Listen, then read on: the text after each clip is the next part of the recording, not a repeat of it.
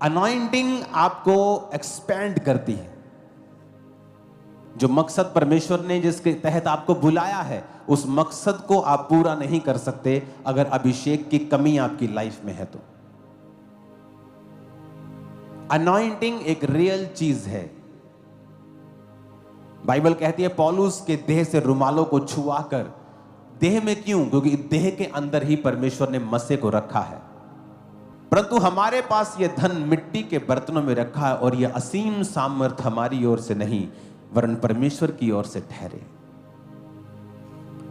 उसने कहा है कि ये जो सामर्थ है तुम्हारे शरीरों में रहती है, तुम्हारी बॉडी के अंदर रहती है, और इसी बॉडी से छुआ कर रुमाल को लगाया जाता था। रुमाल कुछ नहीं है, ये एक डेड चीज है, लेकिन जैसे एक रॉड अपने आप में मरी हुई है, लेकिन जब वो एक करंट वाली तार के साथ लगाई जाती है तो किसी आदमी को भी पकड़ सकती है जो 50, 60, 70 किलो का है। उसे भी पकड़ती है और छुड़ा नहीं सकते लोग, क्योंकि उसमें वो करंट है, वो शरीर में है, वो अनॉइंटिंग जो परमेश्वर ने दी है। इसलिए वचन कहता है कि जीसस क्राइस्ट के कपड़े के छोर को जब उस औरत ने छुआ तो परमेश्वर ने कहा मेरे शरीर में से सामर्थ निकली है। और फिर आप मस्से में बढ़ते हैं, क्योंकि बिना मस्से के बढ़ने से सब चीजें बेकार हैं, व्यर्थ हैं। अनॉइंटिंग आपको उन जगहों पे लेके जाती है जहां आप काबिल नहीं थे। यूसुफ काबिल नहीं था प्रधानमंत्री की कुर्सी के, लेकिन अनॉइंटिंग, वो गिफ्ट्स उसे लेके गए। वचन कहता है कि वरदान रास्ते खोल देते हैं। पौलुस कहता मैं आऊंगा और एक वरदान तुम पर मैं ले हैंड से डाल दूंगा ताकि तुम स्थिर हो जाओ। वरदान तुम्हें स्थिर करते हैं।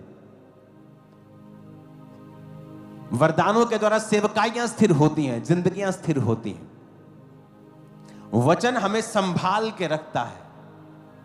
बहुत से लोग हैं जिन्होंने वरदानों को पाया और फिर वरदानों को बेचना शुरू कर दिया, ले हैंड को बेचना शुरू कर दिया। और मैं बोलता गया कि आप पर अटैक होंगे, आप नजर नहीं आओगे, शैतान आपको पकड़ लेगा। क्योंकि जब आप, लोग सोचते हैं कि वो अनॉइंटिंग नहीं है, या वो एक छलावा है, या वो एक हिप्नोटाइजमेंट है, फलाना है, ढमकाना है। वो मूर्ख लोगों को नहीं पता है कि अनॉइंटिंग आप बेच सकते हो, यू कैन सेल इट।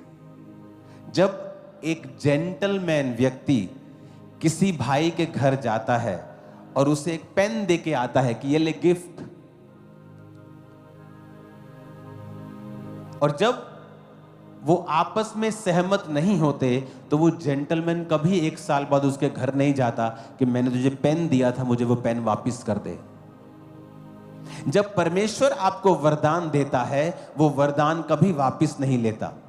अगर आप परमेश्वर के साथ सहमत नहीं हैं और आपने अपनी जिंदगी को बिगाड़ लिया है, आपने अनॉइंटिंग को बेचा है, आपने कैरेक्टर से बाहर होकर काम किए हैं, मसा आपको छोड़ के नहीं जाएगा, परमेश्वर चला जाएगा।